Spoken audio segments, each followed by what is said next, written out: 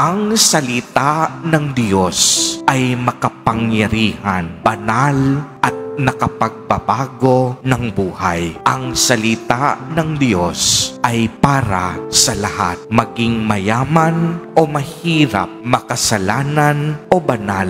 Kailangan natin ang salita ng Diyos. Hindi tayo pinagdamutan ng Panginoon ng kaniyang mga aral at ng mga salitang nagbibigay buhay. Maging makasalanan man tayo, hinasikan tayo ng binhi mula sa Diyos upang sa gayon magkaroon ng puwang ang pagbabago sa ating mga puso. Kaya't isang makapangyarihang salita ang ating baunin sa araw na ito. Mamunga, naway ang ating pakikinig sa salita ng Diyos magkaroon ng magandang epekto sa ating buhay at sa pamamagitan nito tayong lahat ay mamunga. Amen. Purihin at dakilain natin ang ating Panginoon, ang mahal na poong Jesus Nazareno.